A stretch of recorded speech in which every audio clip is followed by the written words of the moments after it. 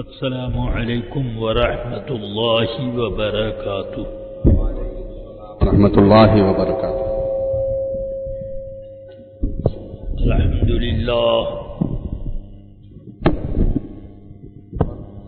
الحمد للہ نحمده ونصلي ونسلم على رسوله الكريم وعلى آله وأصحابه أعلى الصلاة وأحلى التسليم، أما بعد فأعوذ بالله من الشيطان الرجيم، بسم الله الرحمن الرحيم،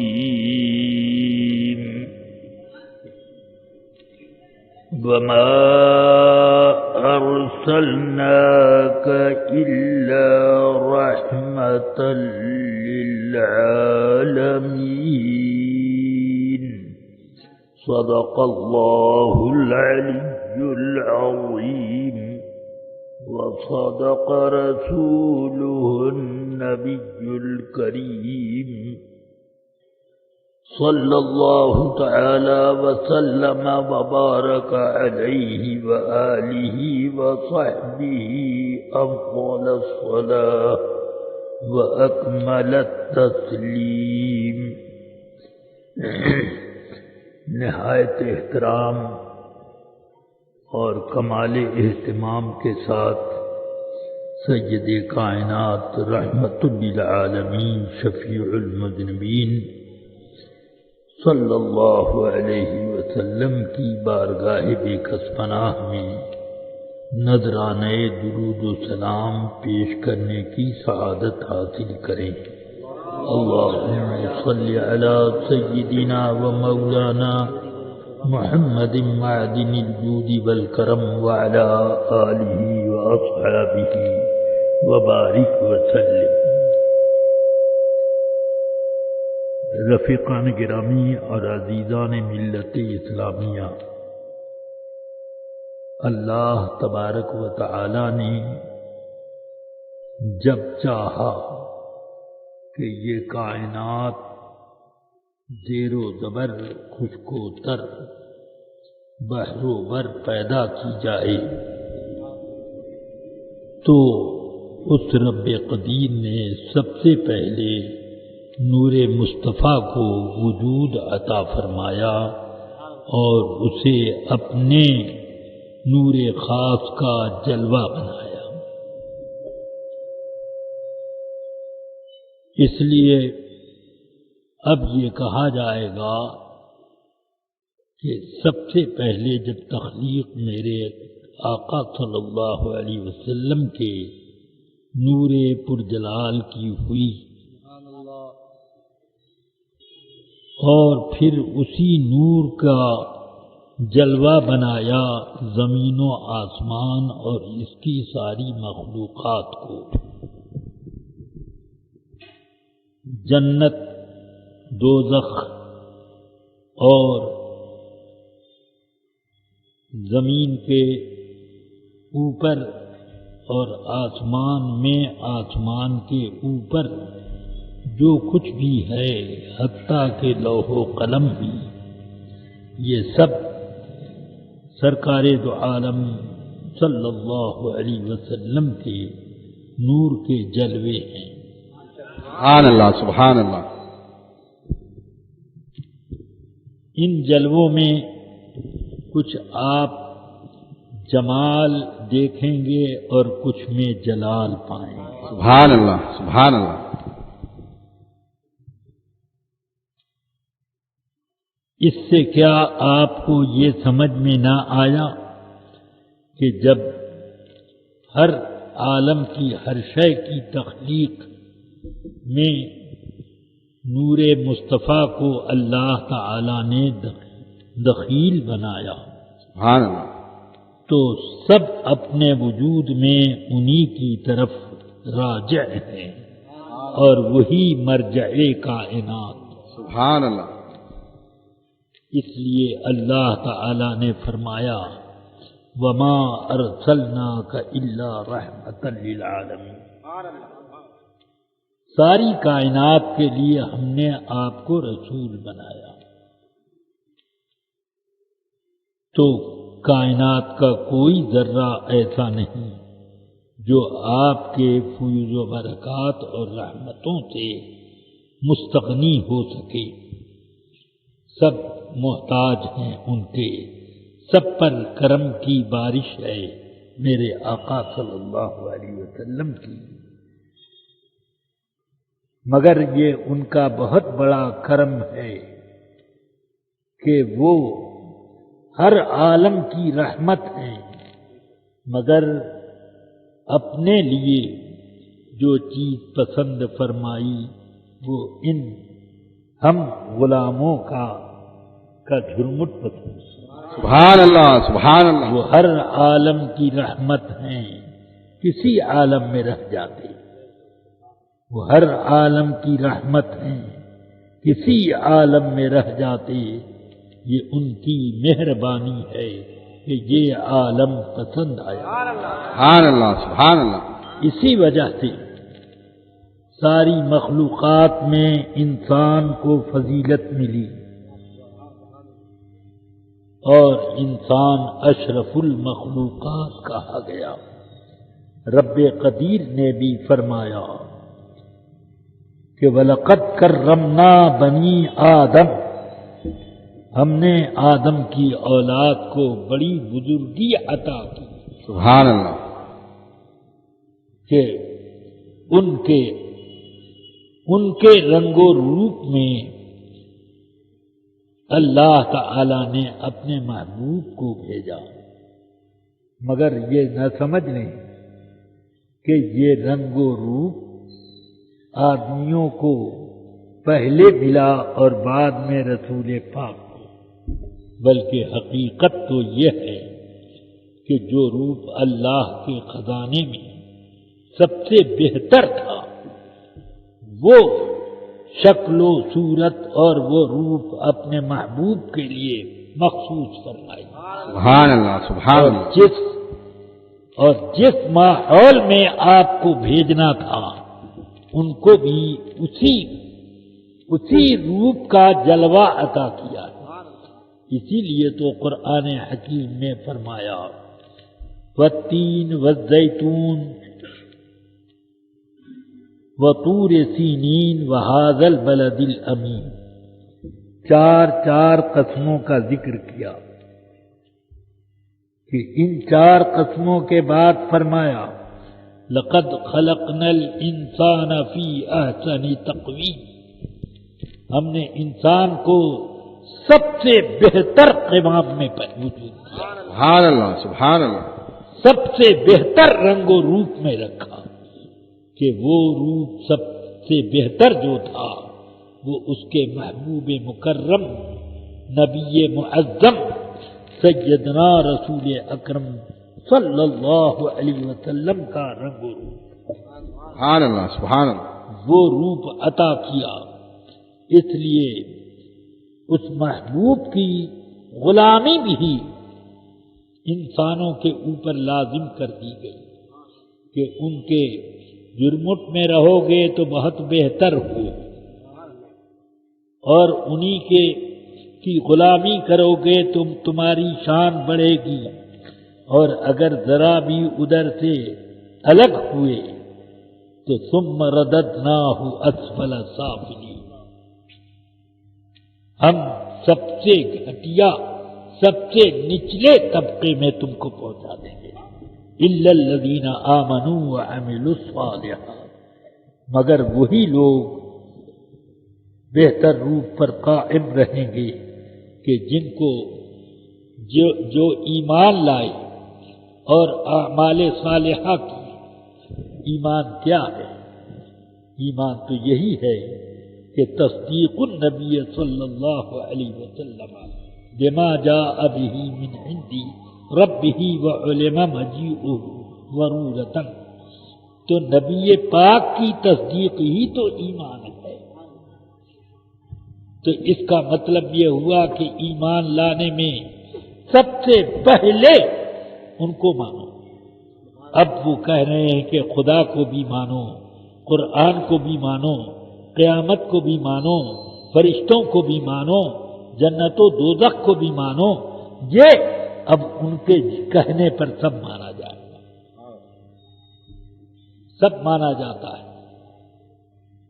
اب وَعَمِلُوا الصَّالِحَاتِ، اعمال صالحہ کیا ہیں؟ اسی کو قرآن میں فرمایا لَقَدْ كَانَ لَكُمْ فِي رَسُولِ اللَّهِ أُسْوَةٌ حَسَنَةٌ۔ رسول پاک کی غلامی ہی سب سے بہتر آدمی کے لیے سب سے بہتر راہ ہے۔ کیا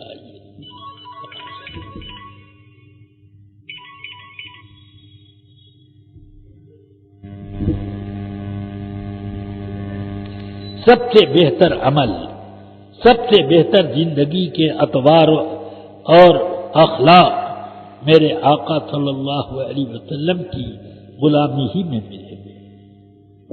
اب آپ کی رحمت سے سارا عالم سرشار ہے، اور اسی لیے ایک ایک ذرہ کائنات کا رسول پاک صلی اللہ علیہ وسلم کو پہچانتا ہے۔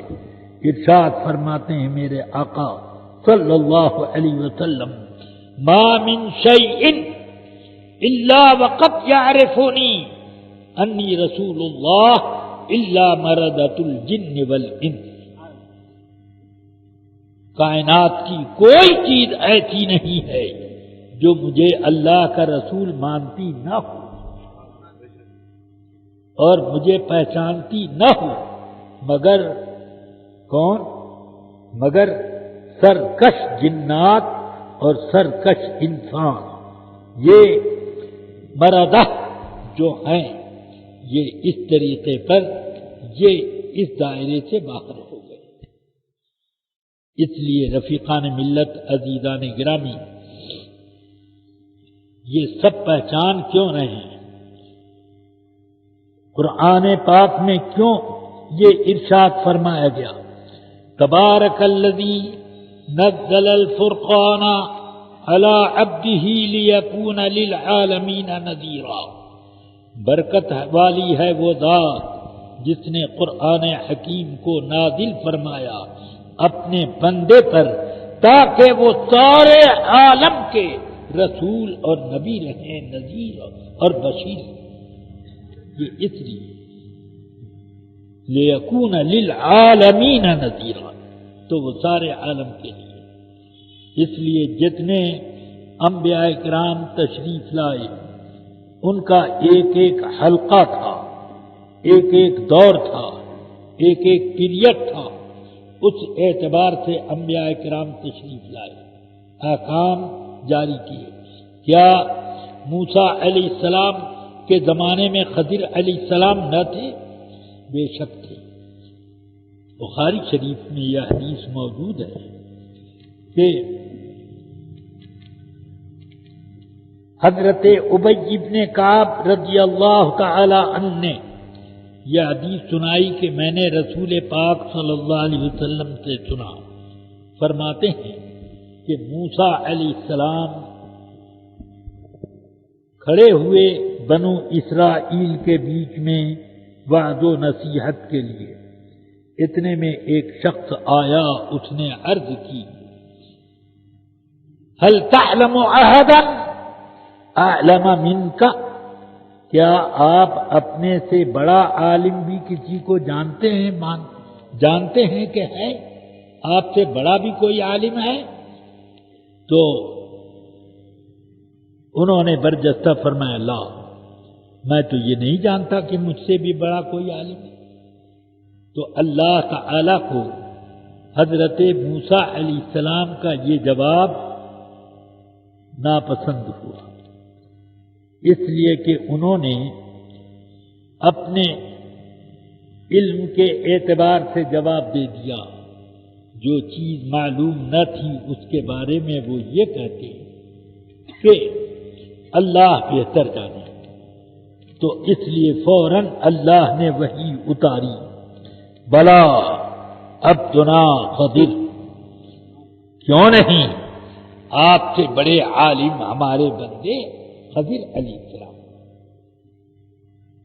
تو انہوں نے اللہ سے دعا کی، کیف لقیہ، ان کی ملاقات کیسے ہوگی، اے اللہ ان سے ملاقات کرنا چاہتا ہوں۔ اللہ نے فرمایا وہ مجمع البحرین پر ملیں گے، یعنی بحیرہ روم اور بحیرہ فارس دونوں کے سنگم پر ملیں گے۔ اور اللہ نے ایک مچھلی ان کے لیے نشانی کے طور پر بتا دی کہ اپنے توشیدان میں ایک مچھلی بھون کر رکھ دو، جب جس جگہ وہ مچھلی تمہارے توشیدان میں سے اچھل کر بھاگ جائے وہیں قریب میں دیکھو۔ سبحان اللہ، سبحان اللہ۔ موسیٰ علیہ السلام اپنے خادم حضرت سیدنا یوشع ابن نون علیہ السلام کو لے کر ساتھ میں چلے۔ یوشع ابن نون علیہ السلام وہ نبی ہیں کہ موسیٰ علیہ السلام کے بعد انہی کو جانشینی ملی، ان کی وفات کے بعد موسیٰ علیہ السلام کی جانشینی حضرت یوشع ابن نون کو ملی۔ حدیث شریف میں آیا کہ ایک مرتبہ جہاد میں گئے، عصر کا وقت قریب آ گیا اور جہاد میں ان کو سبقت مل رہی تھی، آگے بڑھتے جا رہے تھے اور مغلوب ہو رہے تھے لوگ۔ انہوں نے یہ سوچا کہ اگر اسی طرح جنگ ہوتی رہی دن ڈوب جائے گا اور ہماری فتح باقی رہ جائے گی، اور دوسرے دن وہ سب تازہ دم ہو کے آ جائیں گے تو پھر اثر نو ایک جنگ چلے گی۔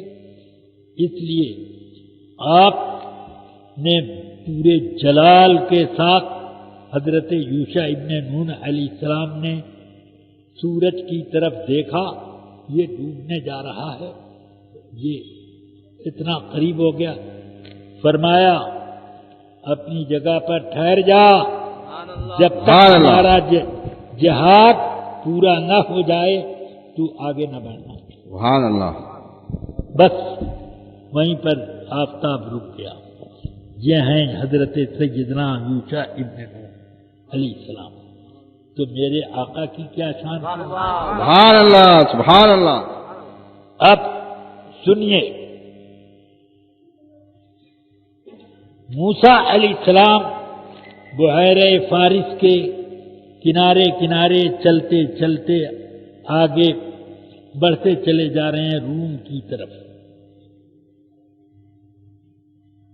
ایک جگہ سنگم کے قریب آپ کو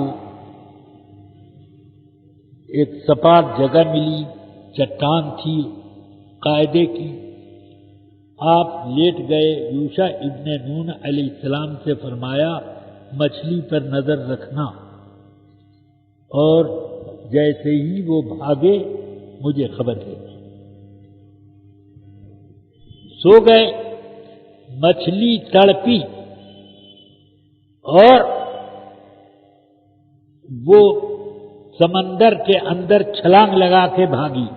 واتخذ سبیلہ فی البحر سربا، اور سمندر میں وہ اس طرح جا رہی تھی کہ اس کے جانے سے پوری سرنگ تیار ہو گئی۔ حالانکہ مچھلی جب چلتی ہے تو آگے سے پانی پھٹتا ہے اور پیچھے سے ملتا جاتا ہے، مگر وہ مچھلی جس طرح سے گئی بالکل وہ کھوکھل پانی وہاں کھوکھلا پڑا ہوا۔ قرآن مجید میں فرمایا واتخذ سبیلہ فی البحر سربا۔ حضرت یوشع ابن نون علیہ السلام نے سوچا کہ نبی سو رہے ہیں، نیند میں کوئی وحی آ رہی ہوگی، جگانا مناسب نہیں، اس لیے وہ مؤدب رہے اور یہ سوچا کہ بیدار ہوں گے تو میں بتا دوں گا، جلدی کیا۔ موسیٰ علیہ السلام اٹھے، دیکھا ارے اتنا دن ہو گیا، اتنا وقت نکل گیا، جلدی کرو، جلدی آگے بڑھو، ابھی بہت راستہ باقی۔ یہ کہہ کر کے اب وہ اس جھٹکے میں یوشع ابن نون علیہ السلام بتانا بھول گئے۔ اب وہ ایک دن ایک رات دونوں چلتے رہے۔ قرآن مجید کی سورہ کہف میں 15ویں پارے کے اخیر اور 16ویں کے شروع میں یہ پورا واقعہ موجود ہے، اور حدیث بھی جو میں سنا رہا ہوں بخاری شریف میں موجود ہے، جس میں کچھ زیادہ تشریحات ہیں۔ تو اب موسیٰ علیہ السلام ایک دن رات چلتے رہے، فرماتے ہیں کہ آتنا غداءنا لقد لقینا من سفرنا ھذا نصبا، لاؤ ہمارا کھانے کا سامان لاؤ، یہ چٹان سے لے کر یہاں تک کا سفر ہم کو تھکا، اس نے ہم کو بہت تھکا دیا اور بھوک سے نڈھال کر دیا۔ رسول پاک صلی اللہ علیہ وسلم فرماتے ہیں اس کے پہلے کا سفر جتنا تھا، موسیٰ علیہ السلام کو نہ بھوک لگی اور نہ موسیٰ علیہ السلام کو تھکن کا احساس ہوا، مگر جو چٹان پر سے سو کر اٹھے اور چلے تھے، تھکن اور بھوک کا غلبہ ہوتا رہا۔ 24 گھنٹہ چلنے کے بعد اب انہوں نے کہا لاؤ بھائی کھانا۔ تب جھٹ یاد آ گیا حضرت سیدنا یوشع ابن نون علیہ السلام کو۔ تو کہتے ہیں کہ ارأیت اذ ارأیت اذ اوینا الی الصخرۃ انی فقدت الحوت، وہیں پر مچھلی کود کر چلی گئی اور میں بھول گیا آپ کو بتانا، وما انسانیہ الا الشیطان ان اذکرہ، اور بھلاوے میں شیطان نے مجھ کو ڈال دیا کہ میں آپ سے ذکر نہ کر سکا۔ فرمایا کہ ذالک ما کننا نبغی، وہی جگہ تو ہم لوگ تلاش کر رہے تھے، اسی کے لیے چلے اور تم نے بتایا نہیں، ہم کو ایک دن رات کا اور لمبا سفر کرنا پڑا۔ چلو تو فرتدا علی آثارہما قصصا، الٹے قدم اب یہ لوگ واپس آئے۔ جب اس چٹان کے پاس پہنچے جس پر موسیٰ علیہ السلام پہلے سو چکے تھے، اسی کے قریب دیکھا کہ ہری چادر اوڑھے ہوئے ایک شخص سویا ہوا ہے۔ آپ نے سمجھ لیا کہ خضر علیہ السلام کے علاوہ کوئی نہیں۔ سبحان اللہ، سبحان اللہ۔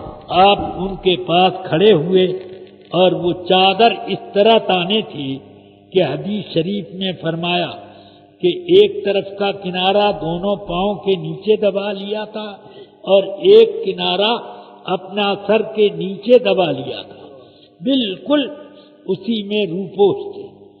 آپ کھڑے ہو گئے، کہتے ہیں السلام علیکم، تو وہ چادر اوڑے اپنے سے وہ کہہ رہے ہیں انا بارضک السلام، یہ خضر تمہاری زمین پر سلام کہاں سے آ گیا؟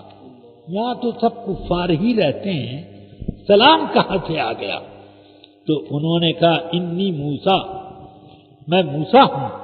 تو انہوں نے فرمایا اب موسیٰ بنی اسرائیل، بنو اسرائیل والے موسیٰ؟ کہا ہاں۔ تو اب دونوں میں کچھ گفتگو ہوئی. اب اس گفتگو میں یہ بات بھی تھی کہ میں آپ کے پاس آیا ہوں تاکہ آپ کے علم سے میں کچھ علم حاصل کروں. انہوں نے فرمایا کہ آپ میرے ساتھ صبر نہیں کر سکتے. عجائب و غرائب جو دیکھیں گے وہ آپ کی شریعت کے خلاف ہوگا اور آپ جھٹ ٹوکیں گے، یہ مطلب ہے اس کا. سمجھ گئے؟ آپ صبر کر نہ پائیں گے، جو ہے اس کو ٹوک دیں گے فوراً. انک لن تستطیع معی صبرا، آپ میرے ساتھ ہرگز صبر نہ کر پائیں گے. انہوں نے کہا کہ میں صبر کروں گا اور آپ کے ساتھ میں رہوں گا. تو اب دونوں چل پڑے سمندر کے کنارے کنارے، اور ایک کشتی سمندر میں جاتی ہوئی نظر آئی. بلایا، کشتی والے آئے. خضر علیہ السلام نے فرمایا ہم کو بھی سوار کر لو، کیا کرایہ لوگے؟ فعرف الخضر فحملوہما بغیر نول. خضر علیہ السلام کو کشتی والوں نے پہچان لیا اور کہا کہ نہیں، آپ سے کوئی کرایہ نہیں لیں گے، مفت میں لے جائیں گے. سمجھ گیا آپ؟ تو یہ بزرگوں کی خدمت کا ایک طریقہ آج کا نہیں ہے، بہت زمانے سے یہ بدعت چل رہی ہے. سبحان اللہ، سبحان اللہ. سمجھ گئے؟ بغیر کرائے کے لے گئے.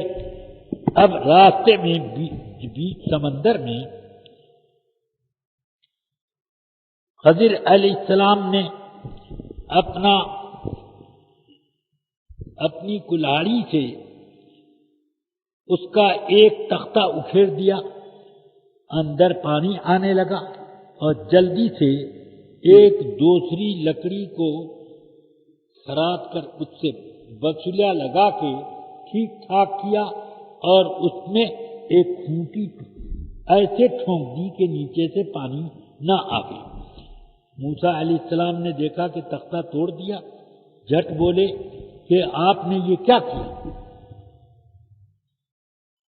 کیا آپ چاہتے ہیں لتغرق اہلہا کہ کشتی والوں کو ڈبوئیں؟ انک جئت شیئا امرا، آپ نے یہ ذرا ناپسندیدہ کام کیا. یہ موسیٰ علیہ السلام کی شریعت کے مطابق وہ ناپسندیدہ کام.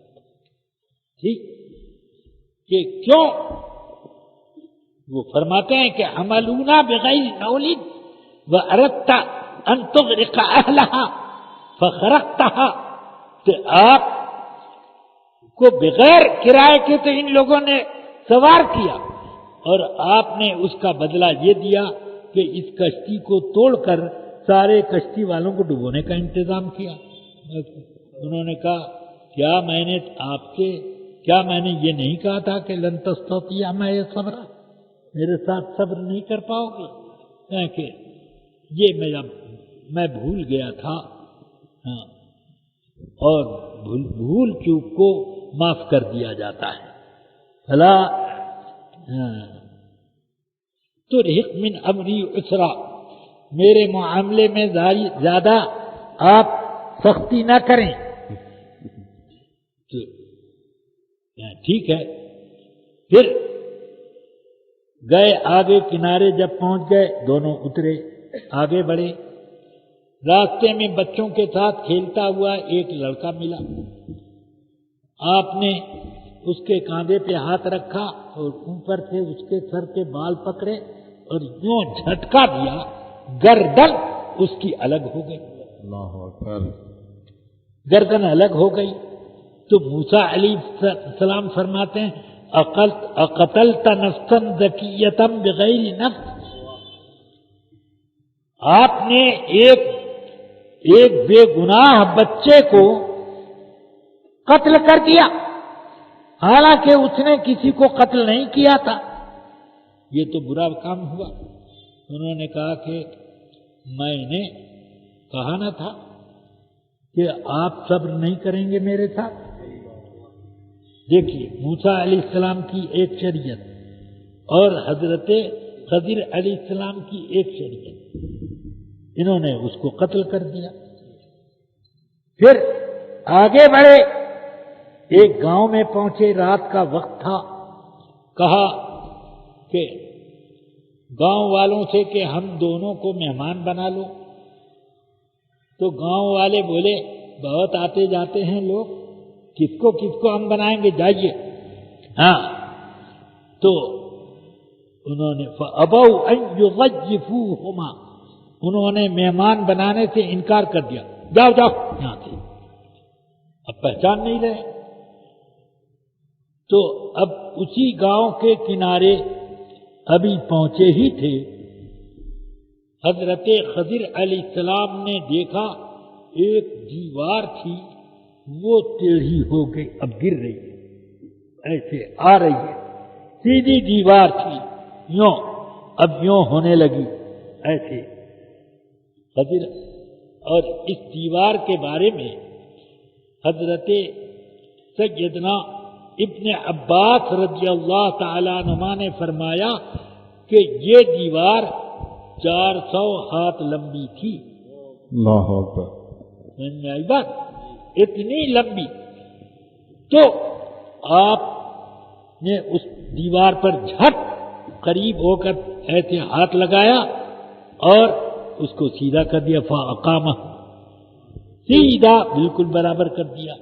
موسیٰ علیہ السلام جھٹ بولے، لَوْ شِئْتَ لَاتَّخَذْتَ عَلَيْهِ أَجْرًا، یہ آپ نے بڑا بھاری کام کر دیا، سبحان اللہ۔ ان لوگوں نے مہمان نہیں بنایا، اب اس کی مزدوری لے لیجئے، کھانے پینے کا انتظام ہو جائے، ہاں مزدوری لے لیجئے۔ انہوں نے فرمایا کیا میں نے آپ کو منع نہیں کیا تھا کہ آپ میرے ساتھ صبر نہیں کر سکتے؟ فرمایا ھذا فراق بینی و بینک، یہ میرے اور آپ کے درمیان اب جدائی کا وقت ہے۔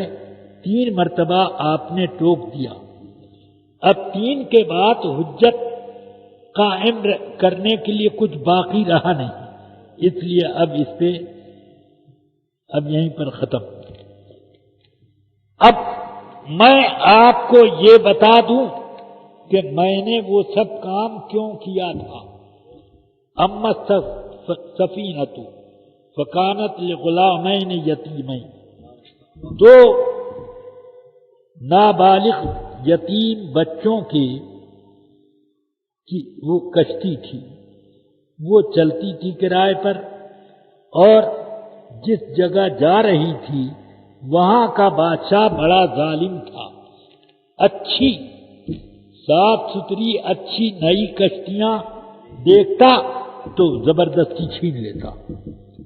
تو میں نے سوچا فَأَرَدْتُ أَنْ أَعِيبَهَا، میں نے چاہا کہ یتیموں کا مال برباد نہ جائے ظالم کے ہاتھ میں، اس لیے میں نے اس میں عیب پیدا کر دیا، سبحان اللہ، سبحان اللہ۔ اس عیب کی وجہ سے کشتی تو محفوظ رہے ان یتیموں کی، یہ کیا میں نے۔ اور دوسری بات یہ کہ جو بچے کو میں نے قتل کیا، اس بچے کی پیشانی پر میں نے دیکھا کہ اس پر کافر لکھا ہوا ہے، اور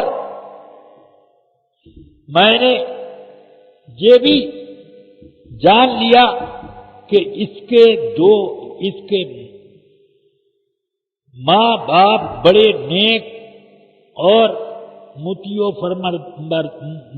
فرما بردار اللہ کے، یہ بچہ ان دونوں کو بھی کافر بنا دے گا، لہذا میں نے سد باپ کے لیے اس کو قتل کر دیا۔ اور مجھے معلوم ہے کہ اللہ اس کے بدلے نیک صالح بچی ان دونوں کو عطا کرے گا، سبحان اللہ، سبحان جو اللہ۔ ان دونوں ماں باپ کی بخشش کا ذریعہ بنے، اس لیے میں نے اس کو راستے سے ہٹا دیا، اس لڑکے کو راستے سے ہٹا دیا۔ یہ دیکھیے موسیٰ علیہ السلام کی شریعت کیا ہے اور خضر علیہ السلام کی شریعت کیا ہے؟ خضر علیہ السلام مستقبل کی جو چیز ابھی وجود میں آئی نہیں، جرم ثابت نہیں ہوا، مگر وہ ان کے نزدیک ان کی شریعت میں یہ تھا کہ ایسے لوگوں کو راستے سے الگ کر دیا، صاف کر دیا، ان کی شریعت میں۔ موسیٰ علیہ السلام کی شریعت میں تھا کہ جب تک جرم ثابت نہ ہو سزا نہ دی جائے۔ سمجھ میں آئی بات؟ تو دونوں یہ شریعتیں ہیں۔ اب وہ دیوار عمل جدار فکانت لغلامین یتیمین وکان تحتہما کنز لہما، کہ دیوار وہ تھی کہ اس دیوار کے نیچے خزانہ ان دونوں نابالغ بچوں کا دبا ہوا تھا۔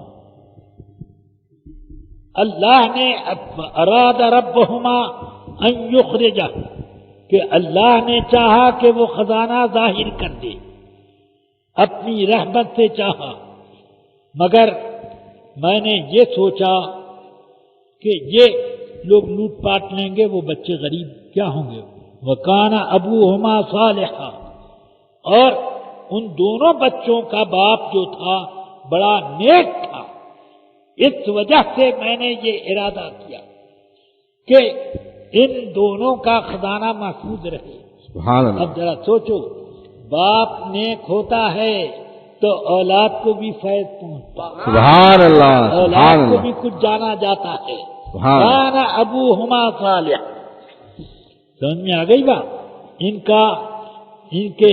کا باپ جو ہے بڑا نیک تھا، اس لیے میں نے یہ کیا۔ تو اب میں نے دیوار سیدھی کر دی تاکہ وہ خزانہ محفوظ رہے۔ سن لو، فَأَرَادَ رَبَّهُمَا أَن يُخْرِجَ كَنْزَهُمَا، اللہ نے چاہا کہ ان کا خزانہ ظاہر کرے، اور حضرت خضر علیہ السلام نے چاہا کہ دبا رہے تاکہ یہ طاقتور ہو جائیں جب غلام تو اپنا خزانہ نکال لیں۔ سمجھ میں آئی بات؟ کیا اس کا مطلب ہوا؟ کیا مطلب ہوا؟ ایک نبی کو اللہ نے کچھ اختیار دیا ہے۔ سبحان اللہ۔ کیا اختیار دیا ہے؟ سمجھ میں آ رہی ہے بات؟ اللہ نے چاہا کہ خزانے کو ظاہر کرے، اور میں نے چاہا کہ وہ بچا رہے، سبحان اللہ۔ تاکہ وہ یہ، تو کیا نبی کا ارادہ اتنا مضبوط ہوتا ہے کہ اللہ کے ارادے کو بدل دے؟ ہرگز نہیں۔ نبی کے دل میں جو ارادہ ہوتا ہے وہ بھی اللہ ہی پیدا کرتا ہے، سبحان اللہ، سبحان اللہ۔ وہ بھی اللہ پیدا کرتا ہے۔ کیوں؟ تاکہ نبی کی عظمت ظاہر ہو۔ سبحان اللہ، سبحان اللہ۔ کہ اللہ کے یہاں اس کے ارادے کا اتنا وزن ہے کہ اللہ اس کے ارادے کو پورا کر دیتا ہے۔ سبحان اللہ، سبحان اللہ۔ نعرہ تکبیر، نعرہ رسالت۔ یہی چیز وہابیوں کو سمجھ میں نہیں آئی، سبحان اللہ۔ اس لیے وہ کہہ دیتے ہیں کہ اللہ کے حکم کو نبی بھی بدل نہیں سکتا۔ ارے بے وقوف، اللہ کے حکم کو نبی اللہ ہی کے حکم سے بدلتے ہیں۔ سبحان اللہ، سبحان اللہ۔ جو بدلتے ہیں وہ اللہ کی مرضی ہوتی ہے۔ کیا قرآن میں نہیں پڑھا کہ وَلَسَوْفَ يُعْطِيكَ رَبُّكَ فَتَرْضَىٰ، اللہ آپ کو وہ مرتبہ دے گا کہ آپ اس پر راضی ہو جائیں۔ حضرت ام المومنین عائشہ صدیقہ کی یہ حدیث بخاری میں موجود ہے، فرماتی ہیں کہ رسول پاک صلی اللہ علیہ وسلم سے میں نے عرض کی، یا رسول اللہ ما ارا ربک الا وقد یصارع فی ہواک، میں آپ کے رب کی شان ایسی دیکھتی ہوں کہ آپ کی خواہشات پوری کرنے میں جلدی فرماتا ہے، سبحان اللہ سبحان اللہ جلدی فرماتا ہے۔ تو یہ ذرا سوچئے، حضور رسول پاک صلی اللہ علیہ وسلم ایک طرف فرما رہے ہیں، مکہ فتح کرنے کے بعد خطبہ دیا، اور اس خطبے میں فرماتے ہیں مکے کو اللہ نے حرم بنایا۔ یہ حدیث بھی بخاری مسلم وغیرہ میں پڑھ لی تھی۔ مکے کو حرم بنایا، کسی آدمی نے نہیں حرم بنایا، اس لیے یہاں کی گھاس، کٹیلا، درخت یہ کاٹے نہ جائیں، کاٹے نہ جائیں۔ یہ اللہ کا حکم ہے کہ یہ حرم ہے، یہاں کی گھاس چھیلی نہ جائے، درخت کاٹے نہ جائیں، توڑے نہ جائیں، اور یہاں کے کٹیلے بھی اکھیڑے نہ جائیں۔ سمجھ میں آ گئی بات؟ یہ اللہ کا حکم ہے۔ اس کے بعد حضور کے چچا حضرت عباس کھڑے ہو گئے، عرض کرتے ہیں الا الاسخر یا رسول اللہ، سبحان اللہ یا رسول اللہ، اسخر کٹیلا جس کو اونٹ کٹارا کہتے ہیں ہماری زبان میں، ایک کٹیلا ہوتا ہے لمبا لمبا کھڑا ایسے، تو اتنا بڑا بڑا بھی ہوتا ہے اور اس سے چھوٹا بھی ہوتا ہے، اس سے بھی بڑا ہوتا ہے کٹیلا، اونٹ کٹارا۔ تو وہ اسخر یعنی اونٹ کٹارا کی اجازت دے دے، فإنہ لبیوتنا، اس لیے کہ اس کٹیلے کو اور پتیوں کو ہم اپنے چھپر میں استعمال کرتے ہیں، چھپر بنتا ہے جی۔ اور دوسرا یہ کہ لقبورنا، قبر میں تخت لگانے کے بعد اس پر یہ اس کو استعمال کرتے ہیں۔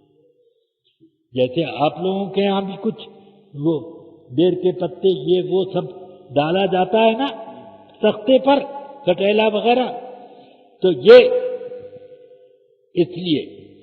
اور ولساغتنا، اور ہمارے سناروں کے کام میں بھی آتا یہ کٹیلا، کہ اس کی آگ بنا کر جب اس پر سونا پگھلاتے ہیں تو پگھل جاتا ہے، اور کسی آگ پر نہیں پگھلتا سونا، اس لیے اس پر یہ ہمارے سناروں یا رسول اللہ اس کی اجازت دیتی، فرمایا الا الاسخر الا الاسخر الا الاسخر، جاؤ کٹیلا، یہ کٹیلا کاٹنے کی اجازت ہے، اجازت ہے، اجازت۔ سبحان اللہ سبحان اللہ قربانی کے جانوروں کا تعین اللہ تعالی نے کر دیا کہ اتنی اتنی عمر کے جانور ہونے چاہیے اور یہ عیب نہ ہونا چاہیے، وہ سب بتا دیا۔ اب وقت بھی بتا دیا گیا کہ قربانی کب کی جائے۔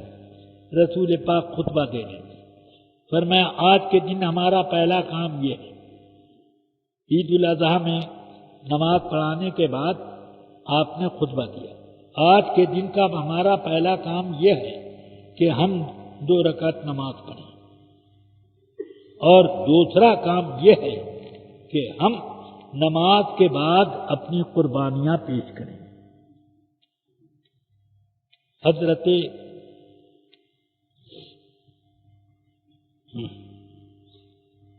ابو بردہ ابن نیار اٹھ کر کھڑے ہو گئے، برا ابن عازب کے ماموں ہیں، فرماتے ہیں برا ابن عازب فقام خالی ابو بردہ ابن نیار، ابو بردہ ابن نیار اٹھ کے کھڑے ہو گئے خطبے کے بیچ میں، یا رسول اللہ میں تو جانتا تھا کہ اللہ کی طرف سے آج کھانے پینے کا دن ہے اور مہمانی کا دن ہے، اس لیے نماز فجر کے بعد ہی میں نے قربانی کر دی، اور اس قربانی کا گوشت پڑوسیوں کے یہاں بھی بھیجا، انہوں نے پکا کے کھایا، اور میں نے بھی گھر پکوایا اور اس میں سے کچھ کھا بھی لیا، اور اب آیا ہوں نماز پڑھنے کے لیے، نماز میں نے پڑھی آپ کے ساتھ، میں تو یہی سمجھ کر کے میں نے قربانی کی فرمایا تلک شاۃ لحم، وہ تمہاری قربانی نہ ہوئی، گوشت کھانے کی بکری ذبح ہو گئی۔ تو کہتے ہیں یا رسول اللہ اب تو میرے پاس کوئی جانور ہے نہیں، ایک چھوٹا سا 6 مہینے کا بکری کا بچہ ہے، موٹا تازہ ہے مگر 6 مہینے کا ہے۔ سرکار اب میں کیا کروں؟ 1 سال کا بکرا چاہیے اور یہاں تو 6 مہینے کا، ایک دن بھی کم ہو تو قربانی نہ ہو سال پورا ہونے میں، اور یہاں تو پورے 6 مہینے باقی۔ اب سرکار اب میں کیا کروں؟ فرمایا دیکھیے تمام وہ صحابہ جو بڑے بڑے اجلہ صحابہ ہیں، جن میں حضرت ابو بکر و عمر بھی ہیں، حضرت عثمان و حیدر بھی ہیں، حضرت سعد ابن ابی وقاص، سعید ابن زید اور ابو زبیر ابن عوام، عبد الرحمن ابن عوف، ابو عبیدہ ابن الجراح، ایسے بڑے بڑے عشرہ مبشرہ بھی ہیں، اور بھی سب لوگ ہیں۔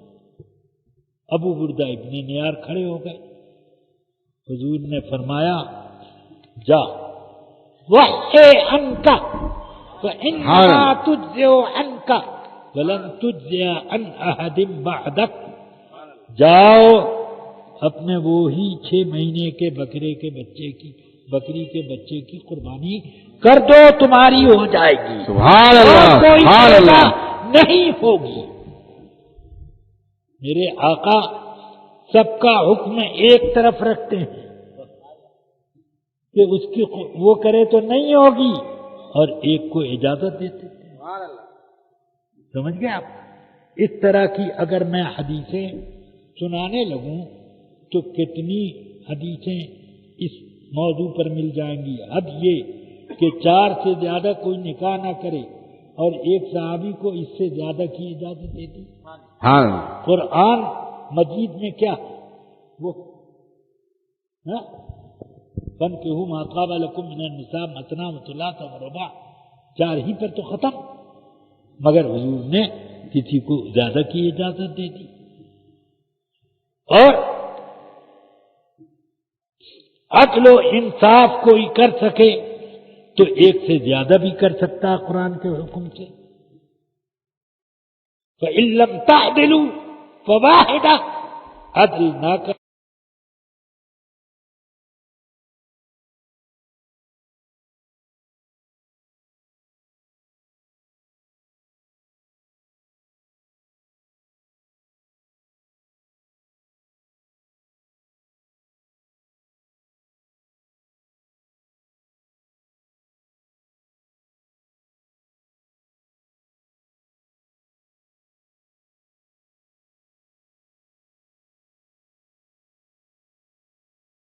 میرے آقا نے فاطمہ کی موجودگی میں کسی کو نکاح میں لانے کی حرمت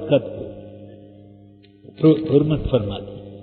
حضرت فاطمہ الزہرا کی موجودگی میں کوئی نکاح نہیں کرتا، ہر مسلمان کو اجازت، اور مولا علی جیسے صاحب عدل اور پاکیزہ زندگی والے ان کو اجازت نہیں دی۔ اس سے کیا سمجھ میں نہیں آتا کہ قرآن میں جو حکم ہے رسول پاک اس کے خلاف نہیں حکم دے رہے ہیں، یہی اللہ کا بھی حکم ہے۔ یہ بھی تشریحات رسول اللہ جانتے ہیں، ان پر قرآن اترا ہے، آپ نہیں جانتے، مگر وہابیوں کو تو رسول اللہ کے علم اور ان کے علم غیب دونوں ہی میں بڑا کلام ہے، اور اپنے مولویوں کا جب ذکر کرتے ہیں تو علم غیب کی چٹانیں کھڑی کر دیتے ہیں۔ ہاں، لا الہ الا اللہ۔ خیر، بات دور تک نکل گئی۔ مجھے یہ بتانا ہے کہ اللہ کے جتنے نبی آئے سب کی شریعتیں الگ، رقبہ الگ، وقت الگ، قوم الگ، سب کا یہی رہا، مگر میرے آقا صلی اللہ علیہ وسلم آئے تو اللہ نے فرمایا قل یا ایھا الناس انی رسول اللہ الیکم جمیعا. سبحان اللہ سبحان اللہ. اے پیارے محبوب آپ اعلان کر دیں اے سارے لوگوں، جو موجود ہو، جو غیر حاضر ہو، جو معدوم ہو، ابھی بعد میں کبھی پیدا ہوگے، سب سن لو میں سب کی طرف رسول بنا کر بھیجا. سبحان اللہ سبحان اللہ.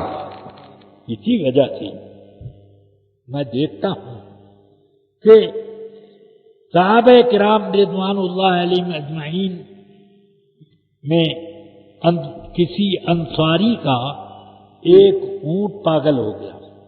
جس مسلمان کو یا جس آدمی کو دیکھتا اس کو کاٹنے کے لیے دوڑتا، بعض کو زخمی بھی کر دیا اس نے. لوگ جان چھڑا کے بھاگے. حضور کو خبر دی گئی کہ ایک اونٹ ایسا پاگل ہو گیا ہے. یا رسول اللہ، فرمایا کس کا اونٹ ہونا؟ نے فرمایا کہ کہاں ہے وہ اونٹ، پتہ لگاؤ. اب کوئی کہے کہ علم غیب نہیں تھا حضور کو. ارے بھائی علم غیب تھا بھی، تب بھی چاہیے کہ یہ طریقے جاری کیے جائیں تاکہ میرے بات کے حکام اسی کے مطابق عمل کریں. سبحان اللہ سبحان اللہ. تو اب آقا کائنات صلی اللہ علیہ وسلم نے فرمایا کہاں ہے وہ اونٹ؟ کسی نے عرض کی فلاں باغ میں ہے. تو سرکار اٹھے اور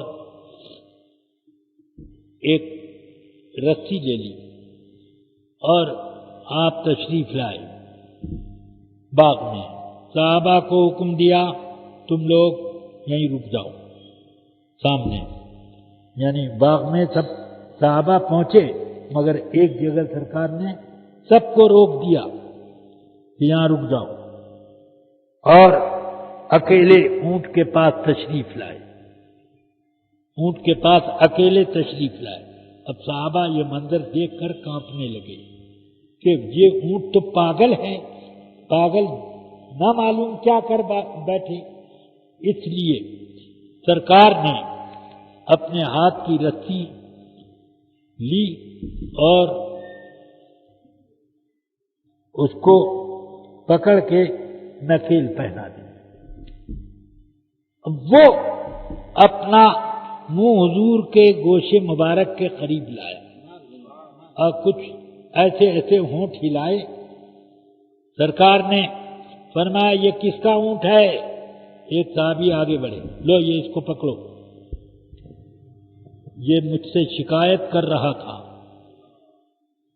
یہ اونٹ مجھ سے شکایت کر رہا تھا کہ میرا مالک جب تک میں جوان تھا مجھ سے خوب کام لیتا رہا، جب میں کام کے لائق نہ رہا تو یہ اس نے مجھ کو چھوڑ دیا، اب کھانے پینے کو بھی نہیں دیتا، میں بھوک سے نڈال ہو کر پاگل بن گیا. فرمایا کہ یہ مجھ سے شکایت کر رہا تھا. سن لو یہ بے زبان جانور ہیں، یہ اللہ کی امانتیں ہیں تمہارے ہاتھ میں. جب تک یہ کام کے لائق ہیں ان سے کام لو، جب کام کے لائق نہیں ہیں تو یا تو بیچ دو یا ان کو ذبح کر کے کھا لو، ان کو اذیت میں مبتلا نہ کرو. تو یہ کیا میرے آقا صحابہ کرام عرض کرتے ہیں یا رسول اللہ جب آپ اس کے قریب گئے تو ہم لوگ دل میں بالکل سخت خوف زدہ ہوئے، کپ کپی طاری ہونے لگی کہ کہیں سرکار آپ پر حملہ نہ کر دیں. تو سرکار مسکرا کر فرماتے ہیں کہ ما من شیء الا وقد یعرفنی انی رسول اللہ. کوئی بھی چیز ایسی نہیں ہے جو مجھے اللہ کا رسول نہ مانتی ہو. سمجھ میں آئی بات؟ جب سب چیزیں اللہ کا رسول آپ کو مانتی ہیں تو پھر رسول اللہ کی وہ امتیں ہی تو ہیں، اس لیے رسول پاک ان پر اپنی رحمتوں کی بارش کرتے ہیں۔ اب یہ اونٹ کو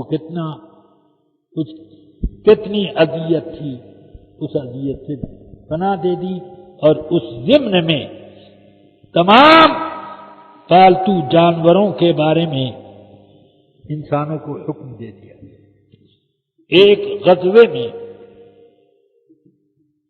صحابہ کرام تشریف لے گئے، اس غزوے میں جہاں ان لوگوں نے اپنے خیمے لگائے، وہ چونٹیوں کا بڑا زبردست وہاں پر وہ تھا، اب کاٹنے لگی چونٹیاں، تو امیر لشکر نے کہا کہ یہاں پورا یہ آگ لگا دو تاکہ ان چونٹیوں کا چھتا ہی ختم ہو جائے، نہ رہے۔ سرکار کو خبر ملی جب کہ اس طرح سے کیا ہے تو جلال میں آئے، فرماتے ہیں سن لو، اللہ تعالی نے آگ کا عذاب اپنے لیے ہاتھ میں رکھا ہے، اس کے علاوہ کسی کو حق نہیں ہے کہ آگ کا عذاب دے، کسی کو جلایا جائے، اگرچہ وہ کاٹنے والی چیونٹی ہو اس کو بھی جلایا نہ جائے۔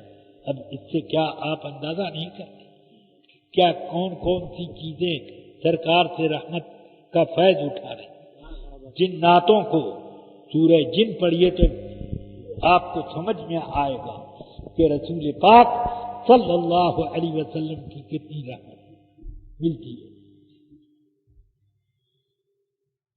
حضور صلی اللہ علیہ وسلم نے، یہ حدیث ہے ترمذی وغیرہ کئی کتابوں میں، فرمایا جب تم لوگ پتھر ڈیلے سے استنجا کرو تو کرو، مگر ہڈی اور سوکھے ہوئے گوبر کے ٹکڑوں سے نہ کرو، فإنها زاد اخوانکم من الجن، یہ تمہارے جنات بھائیوں کی غذا ہے۔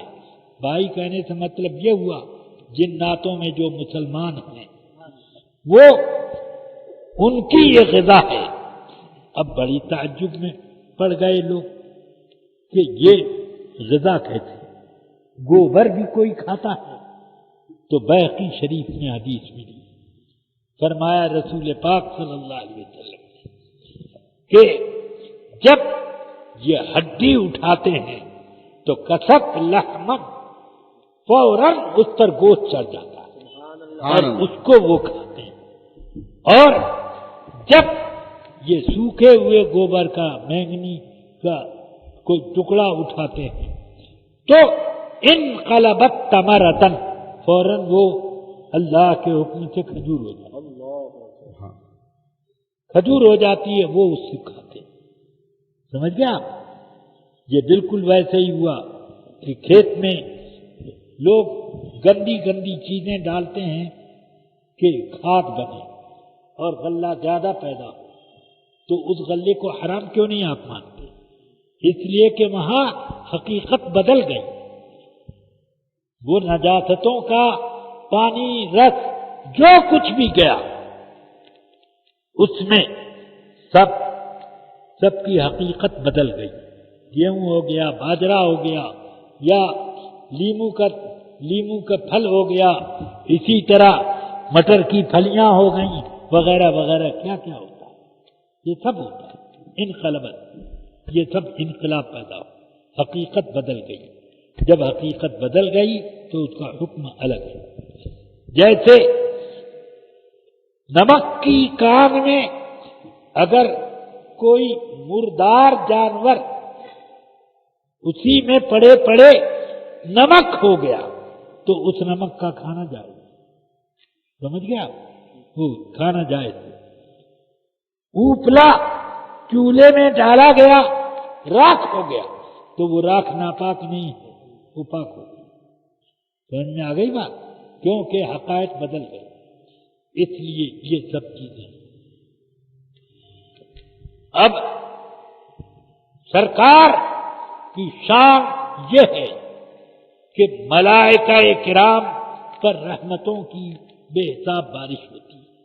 ہم لوگوں کو تو سرکار کی بارگاہ میں حاضری کی سعادت جتنی مرتبہ چاہے ملے، مگر فرشتوں کی ایک قطار اللہ تعالی نے پیدا کی ایسی 70,000 حدیث میں ہے میرے آقا کا فرمان. 70,000 فرشتے صبح کے وقت میری بارگاہ میں درود و سلام کا نذرانہ پیش کرنے آتے ہیں. سبحان اللہ سبحان صبح اللہ. سے شام تک مجھ پر درود پڑھتے رہتے ہیں، سلام پڑھتے رہتے ہیں. پھر شام کو ان کی چھٹی ہوئی، دوسرے 70,000 آئے. سبحان اللہ. پوری رات صبح تک میرے اوپر سلام پڑھتے رہتے ہیں.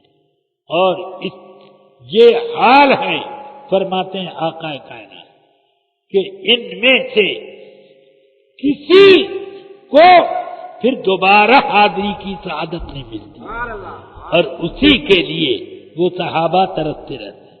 اللہ نے نبی پاک کو آپ کا محتاج نہیں بنایا کہ آپ درود پڑھیں تو ان کی عظمت شان ظاہر ہو.